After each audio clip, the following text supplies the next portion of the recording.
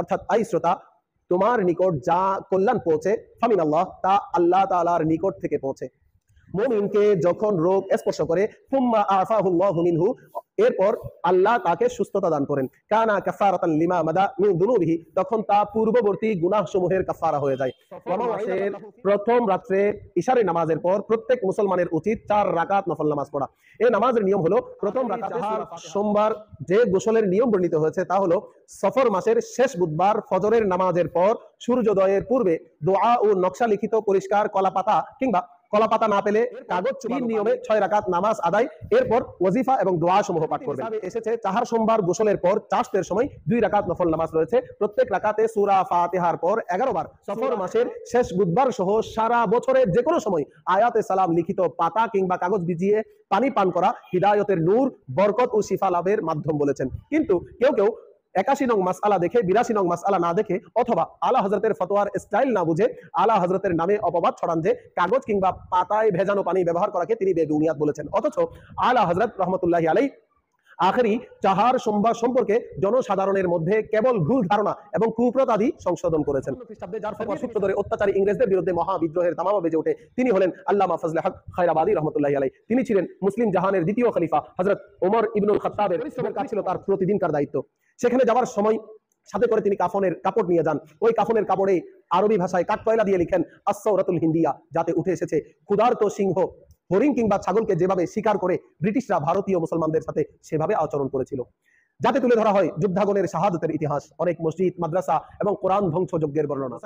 ছিলেন যিনি অবিভক্ত ভারতবর্ষের কুফর ও শিরিকের প্রতীতকরণের পুরোধা, দিন প্রচারের ক্ষেত্রে বহু সমস্যার সম্মুখীন হয়ে দুঃখ কষ্ট ভোগ করে প্রতিটি কষ্ট ও সংকটকে আনন্দের সাথে বরণ করে আল্লাহর বাণীকে যিনি বুলন্দ করেছেন, যার হাতে বিপুল সংখ্যক বিধর্মী ঈমান আনে সুফিবাদের সিংহ, শত শত জ্ঞানী গুণী খ্যাতনামা গবেষক পণ্ডিত ইসলামী চিন্তাবিদ কবি সাহিত্যিক ভাষাবিদ দার্শনিক আলেম ওলামা পীর মাশায়েখ রাজনৈতিক ব্যক্তিত্ব যাবতীয় আন্তর্জাতিক ব্যক্তিবর্গ এবং মনীষীগণ যার বিরল প্রতিভা ও অসাধারণ ব্যক্তিত্বের স্বীকৃতি দিয়েছেন, ভারতবর্ষের গৌরব 72টিরও বেশি বিষয়ে 1,500-এর অধিক গ্রন্থাবলীর রচয়িতা এবং সংকলক, গুমরাহি ও কুফরের প্রতিরোধকারী, সঠিক পথের পথ প্রদর্শক ইমাম আমির মুআবিয়া রাদিয়াল্লাহু তাআলা আনহুর মধ্যে যদি শরীয়ত বিরোধী কোনো বিষয় থাকতো তাহলে ইমাম হাসান কখনো উনার হাতে খেলাফত ছাড়তেন না এবং নাজরানাও গ্রহণ করতেন না। আরো লক্ষণীয় বিষয় হলো এই ইমাম হুসাইন রাদিয়াল্লাহু যখন প্রাপ্তবয়স্ক, বুদ্ধিমান ও জ্ঞানী ছিলেন, কিন্তু তিনিও এই সন্ধির ব্যাপারে কোনো দ্বিমত পোষণ করেননি, বরং তিনিও এতে সম্মতি জ্ঞাপন করেছেন। যদি হযরত আমির মুআবিয়া রাদিয়াল্লাহু তাআলা আনহু সম্পর্কে তাদের কোনো বিষয়ে সন্দেহ কিংবা ওনার ন্যায় পরায়ণতা অথবা তাকওয়ার ব্যাপারে দ্বিমত থাকতো তাহলে সমঝোতার ব্যাপারে কখনো সম্মতি তো দূরের কথা বরং মোকাবেলা করতেন, যেমনি ভাবে ইয়াজিদের বিরোধিতা এবং তার সাথে মোকাবেলা করেছেন। আলহামদুলিল্লাহ রাব্বিল আলামিন ওয়াস সালাতু ওয়াস সালামু আলা সাইয়্যিদিল আমবিয়া ওয়াল মুরসালিন ওয়া আলা আলিহি আত-তাইয়্যিবিন ওয়াত তাহিরিন। আউযু বিল্লাহি মিনাশ শাইতানির রাজীম। বিসমিল্লাহির রাহমানির রাহিম। মা আসাবাকা মিন হাসানা ফামিন আল্লাহ ওয়া মা আসাবাকা মিন সাইয়্যা ফামিন নাফসিক ওয়া আরসালনাকা লিন-নাসি রাসূলা ওয়া কাফা বিল্লাহি শাহীদা। সাদাকাল্লাহ ওয়া সাদাকা রাসূলুল্লাহ। দূরেও কাছে, দেশেও প্রবাসে দিনী ভাই বোনগণ যে যেখান থেকে আমাদের দৈনন্দিন জীবনে প্রয়োজনীয় শরীয়তের মাসআলা কোরআন সুন্নাহর আলোকে আলোচনার নিয়মিত আয়োজন অনলাইন দাওয়াতে খায়রে সংযুক্ত হচ্ছেন, প্রত্যেককে জানাই ইসলামী সুন্দর শান্তিময় প্রেমময় অভিবাদন। আসসালামু আলাইকুম ওয়া রাহমাতুল্লাহি তাআলা ওয়া বারাকাতুহু। ঐতিহাসিক ঘটনাবলী এবং বহু বুজুর্গানে কেরামের ইন্তিকাল সহ বিভিন্ন কারণে সফর মাসও বিশেষ তাৎপর্যবহ। আমাদের আজকের আলোচ্য বিষয় মাহে সফর ও আখেরি চাহার সোমবার। তরবিয়ত-ই নিসাবের মাহে সফর ও আখেরি চাহার সোমবার অধ্যায়ে এসেছে সফর মাসে বহু বালা মুসিবত নাজিল হওয়ার কথা মুসলিম সমাজে শোনা যায়, অথচ সফর মাসে বালা মুসিবত নাজিল হওয়ার কথা ইসলামী শরীয়ত প্রত্যাখ্যান করেছে, কারণ শরীয়তে এ কথার কোনো ভিত্তি নেই। বালা মুসিবত সম্পর্কে আল্লাহ তাআলা কি বলেছেন আসুন তা আমাদের দর্সে কোরআনে সূরা নিসা এর ৭৯ নং আয়াত থেকে জেনে নেই। আল্লাহ পাক রব্বুল আলামিন ইরশাদ করছেন, মা আসাবাকা মিন হাসানা, অর্থাৎ আই শ্রোতা, তোমার নিকট যা কল্যাণ পৌঁছে ফামিন আল্লাহ, তা আল্লাহ তাআলার নিকট থেকে পৌঁছে। তাফসীরে নুরুল ইরফান প্রণেতা বলেন, অর্থাৎ নেক আমলের তৌফিক তথা সামর্থ্য পাওয়া আল্লাহ পাক রব্বুল আলামিনের অনুগ্রহ। নেক আমলগুলোর উপর আল্লাহর রহমত রাজি আসা তারই দান। আমাদের কর্মগুলো কল্যাণের কারণ নয়, বরং বাহ্যিক মাধ্যম মাত্র। আল্লাহ পাক রব্বুল আলামিন ইরশাদ করছেন, ওয়ামা আসাবাকা মিন সাইয়্যাহ, এবং যে অকল্যাণ পৌঁছে ফামিন নাফসিক, তা তোমার নিজের তরফ থেকে। তাফসিরে নুরুল ইরফান প্রণেতা বলেন, এতে সম্বোধন করা হয়েছে সাধারণ লোকদেরকে, অর্থাৎ পার্থিব বিপদ আপদ আমাদের গুনাহের কুফল হিসেবে আসে, যেমনটা আল্লাহ পাক রব্বুল আলামিন ইরশাদ করেছেন, ওয়ামা আসাবাকুম মিন মুসিবাতিন ফাবিমা কাসাবাত আইদিকুম, অর্থাৎ যে মুসিবতই তোমাদেরকে স্পর্শ করবে তা তোমাদের দু হাতের উপার্জনের কারণে। আল্লাহর মকবুল বান্দাগণের নিকট মুসিবত তাদের মর্যাদা উন্নীত করার জন্য আসে। সুতরাং মুসিবতের কারণসমূহ ভিন্ন ভিন্ন। ছোট শিশু যারা শরীয়তের নির্দেশ পালনে আদিষ্ট নয়, তাদেরকে এই আয়াতে সম্বোধন করা হয়নি। তাফসিরে খাজাইনুল ইরফান প্রণেতা বলেন, তুমি এমন সব গুনাহ সম্পাদন করেছো, ফলে এমন মুসিবতের উপযোগী হয়েছো। মহান আল্লাহ পাক রব্বুল আলামিন ইরশাদ করছেন, ওয়া আরসালনাকা লিন-নাসি রাসূলা, এবং এই মাহবুব, আমি আপনাকে সমস্ত মানুষের জন্য রাসূল রূপে প্রেরণ করেছি। তাফসিরে নুরুল ইরফান প্রণেতা বলেন, অর্থাৎ পূর্ব ও পরবর্তী সমস্ত মানুষেরই আপনি নবী। হযরত আদম আলাইহিস সালাম থেকে কিয়ামতের দিন পর্যন্ত সমস্ত মানুষ আপনার উম্মত। এ কারণে মহান রব তাআলা নবীগণের নিকট থেকে হুজুরের আনুগত্য এবং ওনার উপর ঈমান আনার অঙ্গীকার গ্রহণ করেছেন, আর মিরাজের রাত্রে সমস্ত নবী হুজুরের পেছনে নামাজ পড়েছেন। তাফসিরে খাজাইনুল ইরফান প্রণেতা বলেন, এই আয়াত অংশ সাইয়্যিদ আলম সাল্লাল্লাহু আলাইহি ওয়াসাল্লাম এর মহান ও উচ্চ মর্যাদার বিবরণের একটি। আল্লাহ পাক রব্বুল আলামিন ইরশাদ করছেন, ওয়া কাফা বিল্লাহি শাহীদা, এবং সাক্ষী রূপে আল্লাহ পাক রব্বুল আলামিনই যথেষ্ট। রোগ শোক মূলত কেন হয়, আসুন তা আমাদের দরসে হাদিস থেকে জেনে নেই।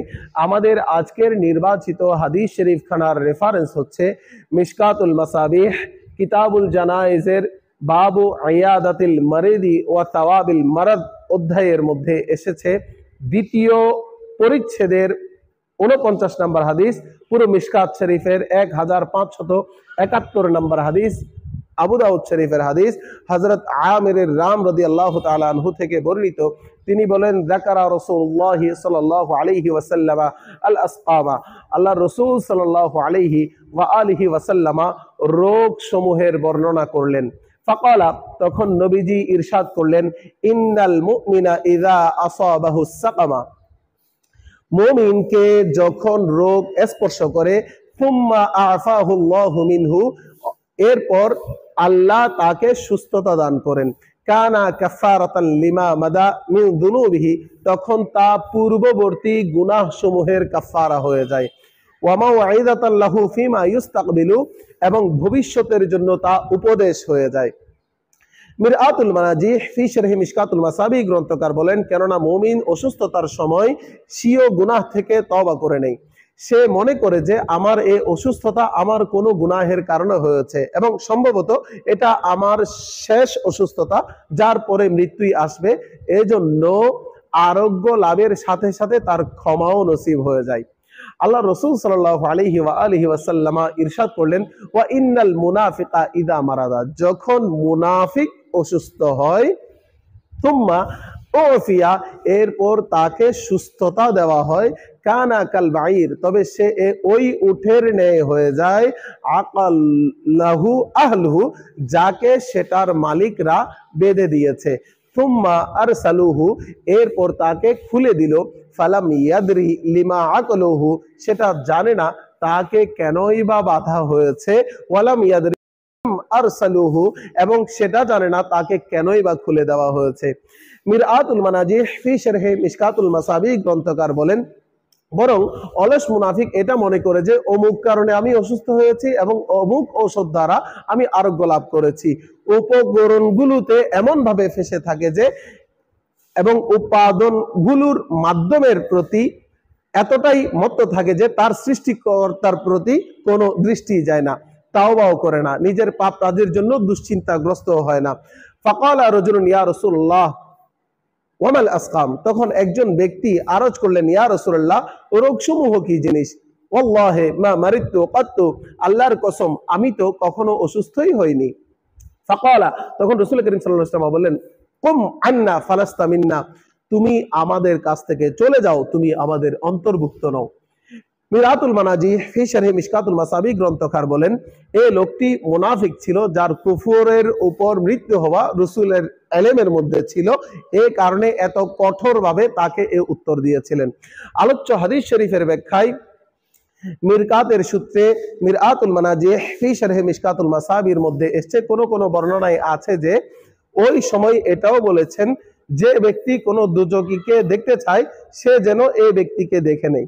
নতুবা রাসূল করিম সাল্লাল্লাহু আলাইহি ওয়াসাল্লাম সম্পূর্ণ রূপে সুমহান চরিত্রের উপর অধিষ্ঠিত, শুধু অসুস্থ না হওয়ার কারণে রাসূল সাল্লাল্লাহু আলাইহি ওয়াসাল্লাম এরকম কঠোরতা প্রদর্শন করতেন না। আলোচ্য হাদিস শরীফের ব্যাখ্যায় মিরআতুল মানাজি ফি শারহি মিশকাতুল মাসাবিহ এর মধ্যে আরো এসে এ থেকে দুটি মাসালা বোঝা গেল। এক, হুজুর সাল্লাল্লাহু আলাইহি ওয়াসাল্লামকে আল্লাহ তাআলা মানুষের ভালো ও মন্দ পরিণতির সংবাদ দিয়েছেন, অথচ এগুলো পঞ্চজ্ঞান তথা উলুমে খামসা এর অন্তর্ভুক্ত। দুই, কাফিরদের উপর কঠোরতা করাই উত্তম চরিত্র। মহান আল্লাহ তাআলা সূরা ফাতাহ এর 29 নং আয়াতে ইরশাদ করেছেন, আশিদ্দাউ আলাল কুফারি রুহামাউ বাইনাহুম, কাফিরদের উপর কঠোর এবং মুমিনদের পরস্পরের মধ্যে সহানুভূতিশীল। সাপের মাথা থেতলে দেওয়াই হচ্ছে উত্তম চরিত্র। হুজুর আনওয়ার সাল্লাল্লাহু আলাইহি ওয়া আলিহি ওয়াসাল্লামা ওই সকল কাফিরদের উপর নম্রতা প্রদর্শন করেছেন যাদের ঈমান গ্রহণের আশা ছিল। বর্তমানে মানুষ সুন্দর চরিত্রের অর্থ ভুল বুঝেছে। এবার আসুন সফর মাসের বিশ্লেষণ ও আমল সমূহ সম্পর্কে দারসে মাসাইল ওয়া ফাজাইল পর্ব থেকে আমরা জেনে নেই। তারবিয়ত নিসাবের মাহে সফর ও আখেরি 4 সোমবার অধ্যায়ে সফর শব্দের বিশ্লেষণ শিরোনামে এসেছে হযরত আব্দুল হক মুহাদ্দিস দেহলভী রাদিয়াল্লাহু তাআলা আনহু তার প্রসিদ্ধ কিতাব মা সাবাতা বিসুন্নাহ এর সফর শব্দটির অর্থ ও নামকরণের তাৎপর্য পর্যালোচনা করে তিনি কিছু উদ্ধৃতির অবতারণার পরে বললেন, সফর শব্দের আবিধানিক অর্থ যাই হোক না কেন, পারিভাষিক অর্থে সফর মাসের অর্থগুলো এমনকি অন্ধকার যুগের ওই সমস্ত ভ্রান্ত ধ্যান ধারণার কোনো সম্পর্ক নেই। হাদিস শরীফেও এই মাসের নাম সফর বলে উল্লেখ করা হয়েছে, এটাও বছরের অন্যান্য মাসগুলোর মতো একটি মাস। তারবিয়ত নিসাবের মাহে সফর ও আখেরি 4 সোমবার অধ্যায়ে এসেছে, অন্যান্য মাসের ন্যায় এই মাসেও যদি কোনো বালা মুসিবত আসে তার জন্য মহান আল্লাহ পাক রব্বুল আলামিনের দরবারে দোয়া প্রার্থনা করার বিধান রয়েছে। নির্ধারিত নিয়মে নফল নামাজ ও নফল রোজা ইত্যাদির মাধ্যমে এই মাস অতিবাহিত করলে আল্লাহ পাক রব্বুল আলামিনের পক্ষ থেকে রহমত ও নিরাপত্তা লাভ করা যায়। তাই আল্লাহর রহমত ও নিরাপত্তা লাভের জন্য আল্লাহর ইবাদত বন্দেগী ও মুনাজাত প্রার্থনায় রত থাকা চাই। রাহাতুল কুলুবের সূত্রে তারবিয়ত নিসাবের মাহে সফর এর বরকতময় আমল শিরোনামে এসেছে, সফর মাসের প্রথম রাত্রে ইশারের নামাজের পর প্রত্যেক মুসলমানের উচিত 4 রাকাত নফল নামাজ পড়া। এই নামাজের নিয়ম হলো, প্রথম রাকাতে সূরা ফাতিহার পর সূরা কাফিরুন 15 বার, দ্বিতীয় রাকাতে সূরা ফাতিহার পর সূরা ইখলাস 15 বার, তৃতীয় রাকাতে সূরা ফাতিহার পর সূরা ফালাক হচ্ছে 15 বার, এরপর চতুর্থ রাকাতে সূরা ফাতিহার পর সূরা নাস 15 বার, সালাম ফেরানোর পর 100 বার ইয়াকা না'বুদু ওয়া ইয়াকা নাস্তাঈন পড়বে, এরপর 70 বার দরুদ শরীফ পাঠ করবে। যে ব্যক্তি এই নামাজ পড়বে আল্লাহ তাআলা তাকে মহা সওয়াব দান করবেন, তাকে প্রত্যেক প্রকারের বালা মুসিবত থেকে নিরাপদে রাখবেন। তারবিয়ত নিসাবের সফর মাসের বরকতময় আমল শিরোনামে এসেছে, অন্য মাসগুলোর ন্যায় সফর মাসের 13, 14 ও 15 তারিখ রোজা রাখা সুন্নত। অনুরূপভাবে সোমবার, জুমাবার সহ সাপ্তাহিক অন্যান্য সুন্নত এবং নফল রোজা পালন করা অত্যন্ত সওয়াবদায়ক। মাওলানা আব্দুল হাই লখনভীর মজমুআয়ে ফতোয়া এবং তাজকিরাতুল ওয়াইজিন এবং নাফিউল মুসলিমিন কিতাবগুলোর মধ্যে তারবিয়ত নিসাবের সূত্রে এসেছে আখেরি চাহার সোমবার এই দিনটিতে কোনো অমঙ্গল থাকলে তা থেকেও গোসল ও পানি পান করার বরকতে রক্ষা পাবার দৃঢ় আশা করা যায়। তারবিয়ত নিসাবের আখেরি চাহার সোমবার যে গোসলের নিয়ম বর্ণিত হয়েছে তা হলো সফর মাসের শেষ বুধবার ফজরের নামাজের পর সূর্যোদয়ের পূর্বে দোয়া ও নকশা লিখিত পরিষ্কার কলাপাতা কিংবা কলাপাতা না পেলে কাগজ চুবানো পানি পরিষ্কার পাত্রে নেবেন। গোসল করার পর এক কোমর পানিতে নেমে মাথার উপর ঢেলে দিবেন। গোসলের পর বিসমিল্লাহ সহকারে আয়াতে সালাম লিখিত পাতা ও কাগজ চুবানো পানি পান করবেন। এরপর 3 নিয়মে 6 রাকাত নামাজ আদায়, এরপর ওয়াজিফা এবং দোয়া সমূহ পাঠ করবেন।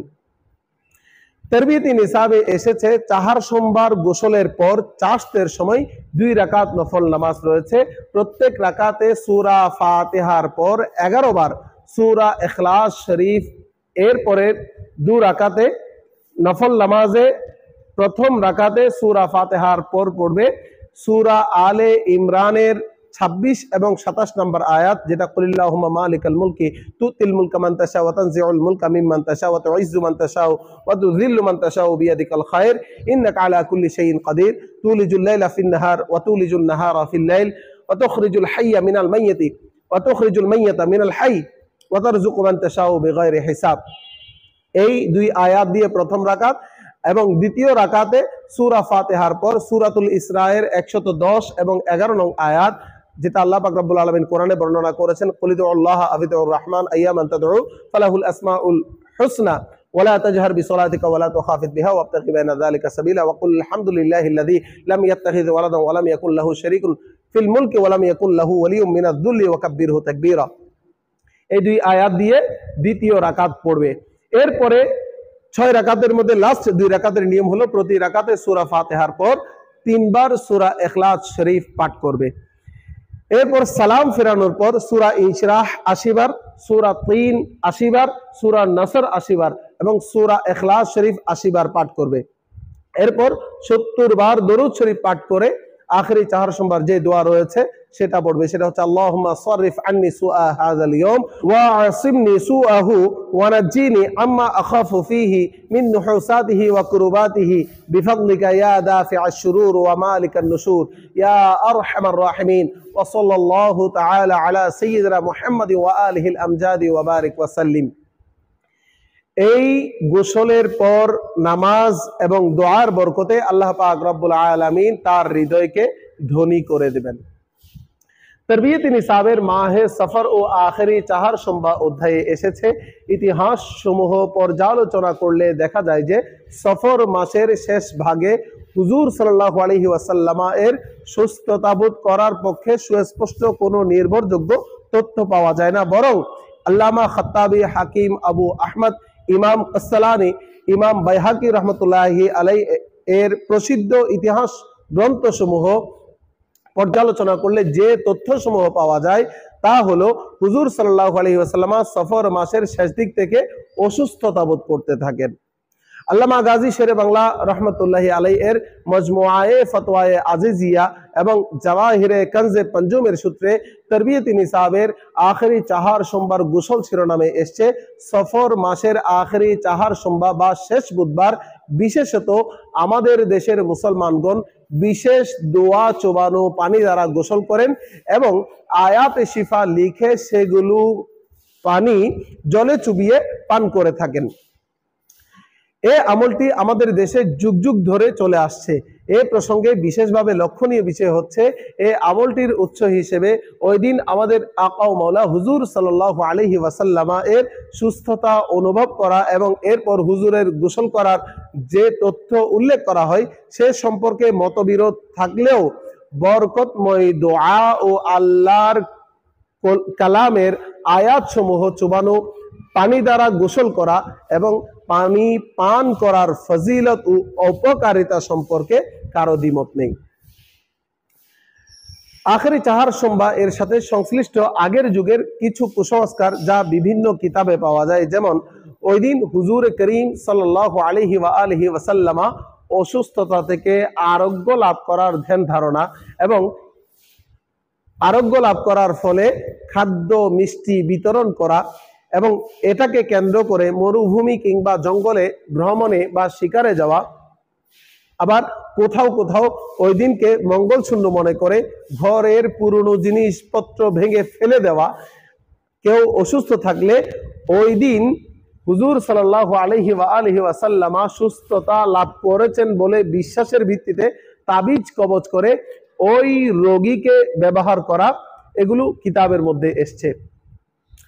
আখেরি চাহার সোমবারকে কেন্দ্র করে এসব কুসংস্কারের কোন মৌলিক প্রমাণ শরীয়তে আছে কিনা মর্মে আলা হযরত ইমাম আহমদ রেজা খাঁ ফাজলে বেরলভী আলাইহি রহমাকে প্রশ্ন করা হলে লাহোর নেজামিয়া রাজাভিয়া এর রেজা ফাউন্ডেশন থেকে প্রকাশিত আল আতা আন নববিয়া ফিল ফতওয়ার রাজাভিয়া এর 23তম খণ্ডের রসম রেওয়াজ অধ্যায়ে হাফেজ মাহমুদুল হাসান সাহেবের কৃত 81 নং মাসআলার জবাবে আলা হযরত প্রমাণ্য ইতিহাস ভিত্তিক দলিলাদির আলোকে বলেছেন, আখেরি চাহার সোমবার এসব কুসংস্কারের পক্ষে কোনো প্রমাণ নেই, কিন্তু লাহোর নেজামিয়া রাজাভিয়া এর রেজা ফাউন্ডেশন থেকে প্রকাশিত ফতওয়ায়ে রাজভিয়ার 23তম খণ্ডে রসম রেওয়াজ অধ্যায়ে গোলাম কুতুবউদ্দিন সাহেবের কৃত প্রশ্ন 82 নং মাসআলার জবাবে ইমাম আহমদ রেজা খাঁ ফাজলে বেরলভী আলাইহি রহমা সফর মাসের শেষ বুধবার সহ সারা বছরে যে কোনো সময় আয়াতে সালাম লিখিত পাতা কিংবা কাগজ ভিজিয়ে পানি পান করা হিদায়তের নূর, বরকত ও শিফা লাভের মাধ্যম বলেছেন।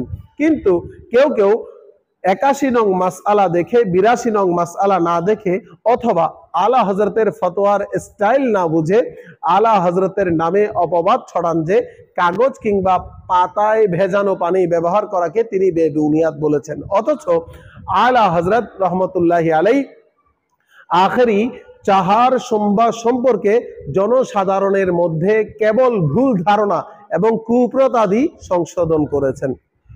তরবিয়ত নিসাবে এসছে সফর মাসে বিয়ে শাদী ভালো নয় এরকম ধারণা রাখাও ভুল। শরীয়তে অকাট্য প্রমাণাদি অনুসরণযোগ্য, কোনো অমূলক প্রথা বা ভিত্তিহীন কথার অনুসরণ করা মোটেও উচিত নয়। অনুরূপভাবে মুহররম মাসে বিয়ে শাদী ভালো নয় মর্মে ধারণা রাখাও ভুল। এবার আসুন সফর মাসে ইন্তেকাল প্রাপ্ত বুজুর্গান দিন সম্পর্কে আমরা জেনে নেই। খন্দকের যুদ্ধে মক্কার কুরাইশরা যখন মদিনা আক্রমণ করে তখন সাসানীয় সামরিক কৌশলে যার পরামর্শে মদিনার চারপাশে পরিখা খনন করা হয়েছিল, শুধু তাই নয়, কোরআনকে ফার্সি ভাষায় তথা একটি বিদেশি ভাষায় ব্যাখ্যা ও অনুবাদ করে ইতিহাসে প্রথম ব্যক্তি হিসেবে যিনি আবির্ভূত হন তিনি হলেন সাহাবী রাসূল হযরত সালমান ফারসি রাদিয়াল্লাহু তাআলা আনহু। তিনি পারস্য তথা আধুনিক ইরানের অধিবাসী বলে ওনাকে আল ফারসি বলা হয়। সত্য ধর্ম অন্বেষণে অনেক বিপদ আপদ উপেক্ষা করে দাসত্বের শিকল পড়ে মোকাতেব গোলাম হয়ে রসুল করিম সাল্লাল্লাহু আলাইহি ওয়াসাল্লাম এর সন্ধান পেয়ে মদিনায় ইসলাম গ্রহণ করেন। এরপর চুক্তির শর্ত অনুযায়ী তিনি অর্থ আদায় করে রসুল করিম সাল্লাল্লাহু আলাইহি ওয়াসাল্লাম এর সহায়তায় মুক্ত হন। রসুল করিম সাল্লাল্লাহু আলাইহি ওয়াসাল্লাম ওনাকে নিজের পরিবারের সদস্যের মর্যাদা দেন। হযরত ওমর রাদিয়াল্লাহু তাআলা আনহু ওনাকে মাদায়েনের গভর্নর নিযুক্ত করেন। ওনার বর্ণিত হাদিসের সংখ্যা হচ্ছে 64টি। তিনি দীর্ঘ জীবন লাভকারীদের একজন। ইন্তিকালের সময় তার বয়স ছিল মতান্তরে 250 কিংবা 350 বছর। 250 বছরের মতই হচ্ছে অধিক গ্রহণযোগ্য। তিনি মতান্তরে 31, 34, 35 হিজরি সনের 11 সফর মাদায়েনে ইন্তেকাল করেছেন। মাদায়েনে তাকে কিসরার উত্তর পশ্চিমে ওনার মাজারে পাক রয়েছে। ওনার নামানুসারে ওই স্থানের নাম হয়েছে সালমান পার্ক। 10 মে 1857 খ্রিস্টাব্দে যার ফতোয়ার সূত্র ধরে অত্যাচারী ইংরেজদের বিরুদ্ধে মহা বিদ্রোহের দামামা বেজে ওঠে তিনি হলেন আল্লামা ফজলে হক খায়রাবাদী রহমতুল্লাহি আলাইহি। তিনি ছিলেন মুসলিম জাহানের দ্বিতীয় খলিফা হযরত ওমর ইবনুল খাত্তাবের 32তম বংশধর। মাত্র 4.5 মাসে পবিত্র কোরআন তিনি মুখস্থ করেন। তিনি ছিলেন একাধারে দার্শনিক, লেখক, কবি, ধর্মীয় পণ্ডিত। বর্তমানে বিভিন্ন গবেষকদের অনুসন্ধানে যার প্রায় 17টি কিতাবের অস্তিত্ব খুঁজে পাওয়া যায়। সিপাহী বিদ্রোহের সময় বিভিন্ন বিষয়ে নিজের লিখিত প্রায় 4000-এর অধিক কিতাব ইংরেজরা ধ্বংস করে দেয়। এছাড়াও যিনি প্রায় 4 সহস্রাধিক লাইন কবিতা তথা কসিদা তিনি রচনা করেন, যার অধিকাংশই রাসূল সাল্লাল্লাহু আলাইহি সাল্লামের প্রশংসা, ফলে যাকে হাসানুল হিন্দ তথা হিন্দুস্তানের হাসান বিন সাবেত নামে আখ্যায়িত করা হয়। যিনি একই সাথে শিয়া সম্প্রদায়, নজদি মতবাদ এবং ব্রিটিশ বিরোধী আন্দোলনের সাথে সম্পৃক্ত ছিলেন, ফলে আন্দামানে নির্বাসনে চরম নির্যাতনের শিকার হতে হয়। 1859 সালের 8 অক্টোবর কলকাতা থেকে জাহাজে করে ওনাকে নিয়ে যাওয়া হয় আন্দামানে। শুরু হয় অবর্ণনীয় নির্যাতন। সাধারণ কয়েদিদের মতোই ময়লাযুক্ত খাবার, ছেঁড়া পোশাক এবং নোংরা স্থান ছিল ওনার থাকার জায়গা। অমানসিক পরিশ্রমের কাজ ছিল তার প্রতিদিনকার দায়িত্ব। সেখানে যাওয়ার সময় সাথে করে তিনি কাফনের কাপড় নিয়ে যান। ওই কাফনের কাপড়ে আরবি ভাষায় কাঠকয়লা দিয়ে লিখেন আস-সাওরাতুল হিন্দিয়া, যাতে উঠে এসেছে ক্ষুধার্ত সিংহ হরিণ কিংবা ছাগলকে যেভাবে শিকার করে ব্রিটিশরা ভারতীয় মুসলমানদের সাথে সেভাবে আচরণ করেছিল। যাতে তুলে ধরা হয় যুদ্ধাগনের শাহাদতের ইতিহাস, অনেক মসজিদ, মাদ্রাসা এবং কোরআন ধ্বংসযজ্ঞের বর্ণনা, বিপুল সংখ্যক ওলামায়ে কেরামকে হত্যার সংবাদ, ব্রিটিশদের বিদ্বেষ ও নিপীড়নের বাস্তব চিত্র, কঠোর বর্বরতার সেই অন্ধকার সময়কার এমনই সব তিক্ত অভিজ্ঞতা ও বেদনার বর্ণনা দিয়ে পৃথিবীবাসীর সামনে তিনি তুলে ধরেছেন। আন্দামানের তৎকালীন ডেপুটি জেলারের জ্যোতির্বিদ্যা সম্পর্কে বিশেষ আগ্রহ ছিল। তার কাছে জ্যোতির্বিদ্যা সম্পর্কিত তাকবিমুল বুলদান নামে একটা পুরাতন ফার্সি পাণ্ডুলিপি ছিল। এই কিতাবের পাঠ্যোদ্ধারের জন্য তিনি সেটিকে একটা শিক্ষিত কায়দিকে সমর্পণ করেছেন। সেই কয়েদি আল্লামা খায়রাবাদীকে এই কিতাবটি দিয়েছেন। তিনি প্রয়োজনীয় টিকা ব্যাখ্যা সেখানে সংযোজন করেন। তা দেখে জেলার সাহেব আল্লামা খায়রাবাদীকে দেখার জন্য ছুটে যান এবং দেখে ওনার অবস্থা দেখে মর্মাহত হন এবং ওনার অনুরক্ত হয়ে উনি তৎকালীন সময়ে ব্রিটিশের কাছে ওনার মুক্তির জন্য আবেদন করেন। সারা বিশ্বে ওই আন্দোলন জোরদার হলে শেষ পর্যন্ত ব্রিটিশ প্রিভি কাউন্সিল ওনাকে মুক্তি দিতে বাধ্য হয়। শেষ পর্যন্ত ওনার মুক্তিনামা নিয়ে যখন ওনার ছেলে আন্দামানে গিয়ে উপস্থিত হন, তখন সেখানে দেখলেন একটা জানাজার নামাজে সকলে মিলিত হচ্ছে।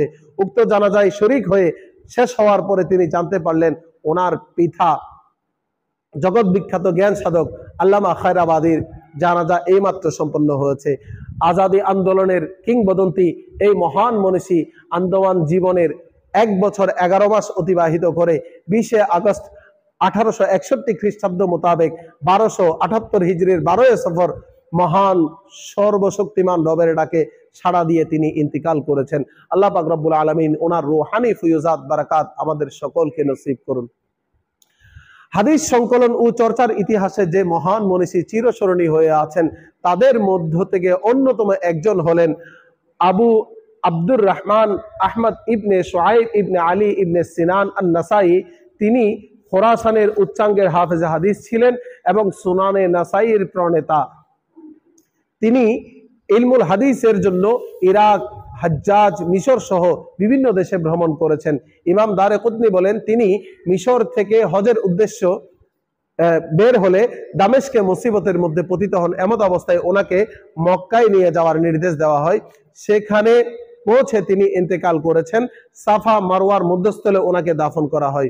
তিনি 303 হিজরি সনে শাবান মাসে ইন্তেকাল করেছেন। আবু সাঈদ বিন ইউনুস ওনার ইতিহাস গ্রন্থের মধ্যে বলেন, ইমাম নাসাই হাফেজে হাদিস ছিলেন এবং সুদক্ষ একজন ইসলামী পণ্ডিত ছিলেন। 302 হিজরি সনে দামেস্ক থেকে বের হন। 303 হিজরি সনে 13 সফর তিনি ফিলিস্তিনের মধ্যে ইন্তেকাল করেছেন। আল্লাহ পাক রব্বুল আলামিন ওনার রূহানি ফয়ুজাত আমাদের সকলকে নসিব করুন। 11 শতাব্দীতে উপমহাদেশের ইসলাম প্রচারক, সামাজিক কুসংস্কার দূরীকরণে এবং বিভিন্ন জাতি গোষ্ঠীর মধ্যে ভ্রাতৃত্ব স্থাপনে যেসব সুফি দরবেশ কৃতিত্বপূর্ণ অবদান রাখতে সক্ষম হন, তাদের মধ্যে অন্যতম একজন যিনি হযরত মুহাম্মদ সাল্লাল্লাহু আলাইহি ওয়াসাল্লাম এর অধস্তন পুরুষ ছিলেন। হযরত আলী রাদিয়াল্লাহু তাআলা আনহু এর বংশধারায় পিতৃ এবং মাতৃ উভয় দিকে হাসানি এবং হোসাইনি সৈয়দ ছিলেন, যিনি অবিভক্ত ভারতবর্ষের কুফর ও শিরিকের প্রতীতকরণের পুরোধা। দিন প্রচারের ক্ষেত্রে বহু সমস্যার সম্মুখীন হয়ে দুঃখ কষ্ট ভোগ করে প্রতিটি কষ্ট ও সংকটকে আনন্দের সাথে বরণ করে আল্লাহর বাণীকে যিনি বুলন্দ করেছেন, যার হাতে বিপুল সংখ্যক বিধর্মী ঈমান আনে, সুফিবাদের সিংহ পুরুষ গরিব নওয়াজ, বাবা ফরিদ, নিজামউদ্দিন আউলিয়া, দারা শেখো এবং আল্লামা ইকবালের মতো বিশিষ্ট ব্যক্তিবর্গ সকলেই যার মাজারে পাকে শ্রদ্ধা নিবেদন পূর্বক যার প্রতি আনুগত্যের অঙ্গীকার করেছেন, যার ব্যাপারে শেখ আব্দুল কাদের জিলানী রাদিয়াল্লাহু তাআলা আনহু এক মাহফিলে বলেছিলেন, আমি আব্দুল কাদের যদি ওনার সময়ে জন্মগ্রহণ করতাম তাহলে ওনাকে আমার আধ্যাত্মিক পথ প্রদর্শক হিসেবে গ্রহণ করতাম। তিনি হলেন গঞ্জে বখশে ফৈজা আলম, কুতুবে আলম, মম্বায়ে ফৈজে কামাল, মরজায়ে খাওয়াস ও আওয়াম হজরত সৈয়দ মীর আলী বিন উসমান আল হজবেরি রহমতুল্লাহি আলাইহি। উপমহাদেশের মানুষের কাছে তিনি দাতা গঞ্জে বখশ লাহোরি হিসেবে সমধিক পরিচিত। শিক্ষা সমাপ্তির পর ওনার পীর ও মুর্শিদ শেখ আবুল ফজল মুহাম্মদ ইবনে হাসান গজনভী রহমতুল্লাহি আলাইহি নির্দেশ দেন, যাও দ্বীনের কাজে আত্মনিয়োগ করো। মুর্শিদের এরূপ আদেশ পালনে তিনি কোনো বৈষয়িক সামান উপকরণ ছাড়াই কাল বিলম্ব না করে তৎক্ষণাৎ পায়ে হেঁটে রওনা হয়ে যান এবং লাহোরে পৌঁছে খুব দ্রুত দ্বীনের কাজে আত্মনিয়োগ করেন।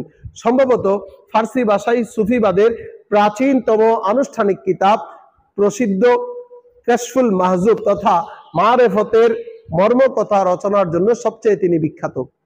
রচনাটিতে সর্বজন গৃহীত সুফিবাদের বিভিন্ন দিকগুলির একটি ভূমিকা হিসেবে উপস্থাপন করে এতে ইসলামী সম্প্রদায়ের সর্বশ্রেষ্ঠ সাধকদের জীবনীয় সন্নিবেশিত করা হয়েছে। বিভিন্ন জগৎ বিখ্যাত আল্লাহর ওয়ালিগণ আলী হাজবেরি রহমতুল্লাহ আলাইহির দরবার থেকে ফয়জ ও বরকত লাভের কথা ইতিহাসে পাওয়া যায়। বিশেষ করে হযরত খাজা মাইনুদ্দিন চিশতি রহমতুল্লাহি আলাইহি এবং খাজা ফরিদউদ্দিন গঞ্জে শকর ফয়জ লাভের উদ্দেশ্যে ওনার মাজারে পাকে 40 দিন পর্যন্ত বা তার বেশি চিল্লা করার কথা প্রসিদ্ধ রয়েছে। হযরত খাজা মাইনুদ্দিন চিশতি রাদিয়াল্লাহু তাআলা আনহু চিল্লা শেষে এই কবিতা আবৃত্তি করেছেন, গঞ্জে বখশে ফৈজ আলম মজহরে নূরে খুদা না কে সারা পীরে কামিল কামিলারা রাহনুমা, অর্থাৎ দানের ভান্ডার, বিশ্বের আশীর্বাদ, প্রভুর নূরের প্রকাশস্থল, অসম্পূর্ণকে পূর্ণতা দানকারী আর পূর্ণতা লাভকারীদের জন্য তিনি পথপ্রদর্শক।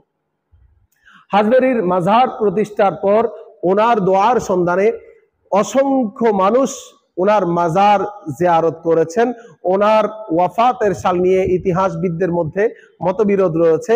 গোলাম সরওয়ার লাহোরি খাজিনাতুল আউলিয়াতে ওনার ওয়াফাতের সাল উল্লেখ করেন 464 বা 466। কাশফুল মাহজুবের অনুবাদক আর নিকোলসন তার ইন্তিকালের সাল উল্লেখ করেন 465 কিংবা 469 হিজরি। প্রত্যেক হিজরি বছরের সফর মাসের 18 থেকে 20 তারিখ ওনার উরসে পাক উদযাপন করা হয়। আল্লাহ পাক রব্বুল আলামিন ওনার রুহানি ফয়ুজাত বারাকাত দিয়ে আমাদের সবাইকে মালামাল করে দিন।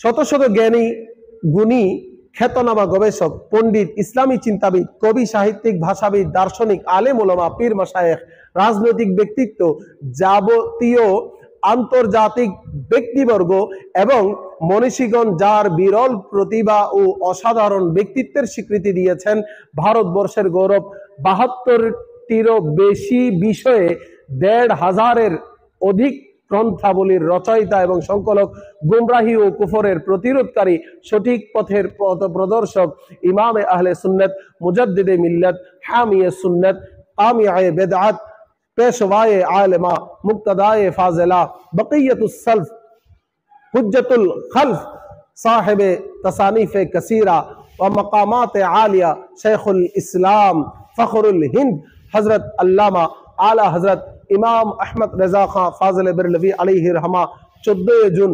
1856 খ্রিস্টাব্দ মোতাবেক 1272 হিজরি সনের 10ই শাওয়াল জন্মগ্রহণ করেছেন। ভারতবর্ষের বুকে যদি আলা হযরতের পবিত্র সত্তার আগমন না ঘটত, তাহলে নবীদ্রোহী নজদি সম্প্রদায় এতদ অঞ্চলের বাসিন্দাদেরকে গ্রাস করত। আল্লামা ডক্টর ইকবাল আলা হযরত সম্পর্কে বলেন, ভারতবর্ষের শেষ যুগে আলা হযরত আলাইহির রাহমা এর মতো প্রজ্ঞাবান, অভিজ্ঞ, মেধাসম্পন্ন ফকিহ, ইসলামী আইনজ্ঞ জন্মগ্রহণ করেনি। ওনার ফতোয়া অধ্যয়ন করে আমি এই অভিমত ব্যক্ত করলাম, তার ফতোয়ায় তার প্রতিভা, বুদ্ধিমত্তা, উৎকর্ষ স্বভাব এবং পূর্ণাঙ্গ প্রজ্ঞা ধর্মীয় বিষয়াদিতে জ্ঞানসমূহের ন্যায়বান সাক্ষী। জ্ঞানের দিক দিয়ে মৌলানা আহমদ রেজা খান ফাজলে বেরলভী আলাইহি রহমা হলেন যুগের ইমামে আজম আবু হানিফা। আলিগড় মুসলিম ইউনিভার্সিটির সাবেক ভাইস চ্যান্সেলর ডক্টর জিয়াউদ্দিন, যাকে স্যার জিয়াউদ্দিন বলা হতো, উনি বলেছেন, নিজ দেশে আহমদ রেজার মতো এত বড় অভিজ্ঞ ব্যক্তি থাকা সত্ত্বেও ইউরোপ গিয়ে যা কিছু শিখেছি সময় অপচয় করেছি। মৌলানা আশরাফ আলী থানভী সাহেব বলেন, আহমদ রেজা বেরলভী রহমতুল্লাহি আলাই আমার কাছে যথেষ্ট সম্মানের পাত্র। তিনি আমাদেরকে রসুল সাল্লাল্লাহু আলাইহি ওয়া আলিহি ওয়াসাল্লামা এর শানে গোস্তাখি কিংবা বেয়াদবি প্রদর্শনকারী মনে করেন। প্রকৃতপক্ষে রসুল প্রেমে বিভোর হয়ে তিনি একথা বলেন। আমার যদি সুযোগ হতো মাওলানা আহমদ রেজা খান বেরলভীর পেছনে আমি নামাজ পড়ে নিতাম। যখন আলা হযরত আলাইহি রাহমা ইন্তেকাল করলেন, তখন কোন এক ব্যক্তি মৌলভী আশরাফ আলী থানভী সাহেবকে সংবাদ দিলেন। তা শোনা মাত্রই আলা হযরতের জন্য আশরাফ আলী থানভী সাহেব মাগফিরাতের জন্য দোয়া করলেন। ওই ব্যক্তি জিজ্ঞেস করলো, মৌলানা আহমদ রেজা খান তো আপনাকে কাফের মনে করতেন, অথচ আপনি ওনার মাগফিরাত কামনা করছেন। তিনি বললেন, আহমদ রেজা আমাকে এজন্যই কাফের মনে করতেন যেহেতু আমি তার দৃষ্টিতে গোস্তাখে রাসূল ছিলাম। তিনি একথা জানার পর যদি কাফের না বলেন তবে তিনি নিজেই কাফের হয়ে যেতেন।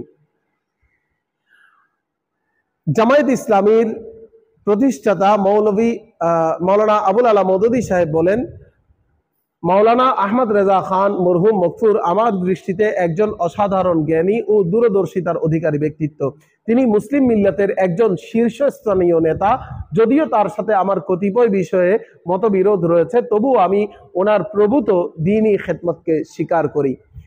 এ মহান জ্ঞানাচার্য, সাধক, বিশ্বনন্দিত, কালজয়ী ব্যক্তিত্ব 1921 খ্রিস্টাব্দে 1340 হিজরি সালে 25শে সফর রোজ শুক্রবার বাদে জুমা 2:38 তার প্রেমাস্পদের সান্নিধ্যে গমন করেন। আল্লাহ পাক রব্বুল আলামিন ওনার রুহানি ফয়ুজাত বারাকাত আমাদের সবাইকে নসিব করুন। যখন হিন্দুস্তানে বাদশাহ আকবর ও জাহাঙ্গীরের রাজত্বকালে দ্বীন ইসলাম বিপন্ন হয়ে পড়ে এবং ধর্মের মধ্যে অনেক বিদাত অনুপ্রবেশ করে, এ সময় ভারতবর্ষে দ্বিতীয় 1000 বছরের মুজাদ্দিদ রূপে যিনি আগমন করেছেন, আল্লাহ পাক রব্বুল আলামিনের কুদরতের অন্যতম নিদর্শন, যিনি হলেন আল্লাহর রহমতে দ্বীন ইসলামের পূর্ণ হেফাজত করে তার বিপ্লবী সংস্কারের মাধ্যমে দ্বীনের তাজদীদের দায়িত্ব পালন করেছেন, তিনি হলেন পেশওয়ায়ে আলেমা, তাজে ফখরে আরেফা, মুসলিহে আজম, নাজে আলম, কাইয়ুমে দুনিয়া, মুজদ্দিদে আলফিসানি, ইমামে রব্বানি হযরত শেখ আহমদ সিরহিন্দি রাদিয়াল্লাহু তাআলা আনহু। তিনি 1561 খ্রিস্টাব্দ মোতাবেক 971 হিজরির 14 শাওয়াল শুক্রবার দিনগত রাতে জন্মগ্রহণ করেন। ওনার কুনিয়ত ছিল আবুল বারাকাত, লকব ছিল বদরুদ্দিন এবং তিনি প্রথম কাইয়ুম রূপে পরিচিত। তিনি ছিলেন মুসলিম জাহানের দ্বিতীয় খলিফা হযরত উমর রাদিয়াল্লাহু তাআলা আনহু এর 27তম অধস্তন পুরুষ। ইমামে রব্বানি, মুজাদ্দিদে আলফিসানি এর পূর্বপুরুষগণ সবাই ছিলেন মারিফতের অধিকারী। তাই ইলমে মারিফত অর্জনের বিষয়টি তিনি ওয়ারিস সূত্রে লাভ করেছেন। প্রথমে তিনি ওনার পিতার নিকট থেকে ইলমে মারিফত অর্জন করেন। মাত্র 17 বছর বয়সে তিনি জাহেরি ও বাতিনি ইলমের এক বিরাট ভান্ডারে পরিণত হন। এরপর তিনি ইলমে দ্বীন শিক্ষা দেওয়ার কাজে নিজেকে নিয়োজিত করেন। বিভিন্ন দেশ থেকে দলে দলে শিক্ষার্থীরা ওনার নিকট আসতে থাকে এবং দিন রাত শিক্ষা গ্রহণ করতে থাকে। তার দরসে হাদিস ও তাফসীরের হালকা সবসময় সরগরম থাকতো। বহু লোক ওনার নিকট থেকে শিক্ষা গ্রহণ করে হাদিসের সনদ গ্রহণ করেন। সম্রাট আকবরের দ্বীনে ইলাহির বিরোধিতা করায় ওনাকে কারাবরণ করতে হয়। পরবর্তীতে বাদশাহ জাহাঙ্গীরকে একদিন স্বপ্নে রাসূলুল্লাহ সাল্লাল্লাহু আলাইহি ওয়া আলিহি ওয়াসাল্লামা সম্বোধন করে বললেন, তুমি মুজাদ্দিদে ইসলাম এবং এ যুগের ইমামকে কষ্ট প্রদান করছো। যদি কল্যাণ চাও তবে তার নিকট থেকে দোয়া নাও এবং ওনাকে মুক্ত করে দাও। জাহাঙ্গীর জাগ্রত হয়ে মুজাদ্দিদে আল ফিসানিকে কারাগার থেকে মুক্তি দেওয়ার নির্দেশ প্রদান করলো এবং ওনার নিকট ক্ষমা প্রার্থী হলো। 10 ডিসেম্বর 1624 খ্রিস্টাব্দ মোতাবেক 1034 হিজরি সনের 26শে সফর তিনি এই পৃথিবী ত্যাগ করে পরপারের উদ্দেশ্যে যাত্রা করেছেন। ভারতের সিরহিন্দে ওনার মাজারে পাক অবস্থিত। আল্লাহ পাক রব্বুল আলামিন আমাদেরকে ওনার রুহানি ফয়জাত বারাকাত নসিব করুন। ইমাম হাসান রাদিয়াল্লাহু তাআলা আনহু 3য় হিজরি সনের 15 রমজান মঙ্গলবার অথবা বৃহস্পতিবার পবিত্র মদিনা শরীফে জন্মগ্রহণ করেছেন। ওনার জীবনের প্রায় 8 বছর কাটে নানা রাসূলুল্লাহ সাল্লাল্লাহু আলাইহি ওয়াসাল্লাম এর সাথে। 8 বছরের বেশি কিছু সময় কাটে ওনার মহিয়সী মাতা হযরত ফাতেমা জাহরা রাদিয়াল্লাহু তাআলা আনহার সাথে। আর প্রায় 37 বছর কাটে ওনার মহান পিতা হযরত আলী ইবনে আলী রাদিয়াল্লাহু তাআলা আনহুর সান্নিধ্যে। সাওয়ানিহ কারবালা কিতাবের মধ্যে এসে আমিরুল মুমিনিন হযরত সৈয়দনা আলীউল মুর্তদা রাদিয়াল্লাহু তাআলা আনহু এর শাহাদাতের পর হযরত ইমাম হাসান মুজতবা খেলাফতের মসনদে সমসীন হলে কুফাবাসীরা ওনার মুবারক হাতে বায়াত গ্রহণ করে তিনি সেখানে অবস্থান করেন। এরপর কিছু শর্ত সাপেক্ষে খেলাফতের দায়ভার হযরত আমিরে মুয়াবিয়া রাদিয়াল্লাহু তাআলা আনহুকে সমর্পণ করে দেন। হযরত সৈয়দনা আমির মুয়াবিয়া রাদিয়াল্লাহু তাআলা আনহু সমস্ত শর্ত মেনে নেন এবং পরস্পরের মধ্যে মীমাংসা হয়ে যায়। হযরত আমির মুয়াবিয়া রাদিয়াল্লাহু তাআলা আনহু হযরত ইমাম হাসানের জন্য বাৎসরিক একটি নজরানা নির্ধারণ করেছিলেন। হযরত ইমাম হাসানও তা গ্রহণ করেছেন। হযরত আমির মুয়াবিয়া রাদিয়াল্লাহু তাআলা আনহুর মধ্যে যদি শরীয়ত বিরোধী কোনো বিষয় থাকতো তাহলে ইমাম হাসান কখনো ওনার হাতে খেলাফত ছাড়তেন না এবং নজরানাও গ্রহণ করতেন না। আরো লক্ষণীয় বিষয় হলো এই ইমাম হুসাইন রাদিয়াল্লাহু তখন প্রাপ্তবয়স্ক বুদ্ধিমান ও জ্ঞানী ছিলেন, কিন্তু তিনিও এই সন্ধির ব্যাপারে কোনো দ্বিমত পোষণ করেননি, বরং তিনিও এতে সম্মতি জ্ঞাপন করেছেন। যদি হযরত আমির মুয়াবিয়া রাদিয়াল্লাহু তাআলা আনহু সম্পর্কে তাদের কোনো বিষয়ে সন্দেহ কিংবা ওনার ন্যায় পরায়ণতা অথবা তাকওয়ার ব্যাপারে দ্বিমত থাকতো তাহলে সমঝোতার ব্যাপারে কখনো সম্মতি তো দূরের কথা বরং মোকাবেলা করতেন, যেমনি ভাবে ইয়াজিদের বিরোধিতা এবং তার সাথে মোকাবেলা করেছেন। এভাবেই হুজুর করিম সাল্লাল্লাহু আলাইহি ওয়াসাল্লাম এর ওই মুজিজা প্রকাশ পেল যা হুজুর করিম সাল্লাল্লাহু আলাইহি ওয়াসাল্লাম ভবিষ্যৎবাণী করেছিলেন, ইরশাদ করেছিলেন, আল্লাহ তাআলা আমার এই সন্তানের মাধ্যমে মুসলমানদের দুটি দলের মাঝে মীমাংসা করিয়ে দিবেন। 50 হিজরি সন মতান্তরে 53 হিজরি সনের 28 সফর বৃহস্পতিবার এই মহান ইমাম হাসান রাদিয়াল্লাহু তাআলা আনহু যিনি জান্নাতের যুবকদের সরদার তিনি শাহাদত বরণ করেছেন। আল্লাহ পাক রব্বুল আলামিন ওনার রূহানি ফয়জাত বারাকাত আমাদের সবাইকে নসিব করুন। সম্মানিত দর্শক ও শ্রোতা, অনলাইন দাওয়াত খায়ের প্রোগ্রাম সংক্রান্ত সকল তথ্য পেতে আমাদের প্রোগ্রামের সাবডোমেইন ওয়েবসাইট www.odkhair.com এ ব্রাউজ করুন। সেই সাথে আগামী গুরুত্বপূর্ণ পর্ব দেখার আমন্ত্রণ জানিয়ে সকলের দীর্ঘায়ু, সার্বিক সুস্থতা এবং শান্তি কামনা করে আজকের অনলাইন দাওয়াতে খায়ের এর মাহে সফর ও আখেরি চাহার সম্ভব পর্ব এখানে ইতি করার অনুমতি গ্রহণ করছি। ওয়া মা আলাইনা ইল্লাল বালাগ। আসসালামু আলাইকুম ওয়া রাহমাতুল্লাহি তাআলা ওয়া বারাকাতুহু।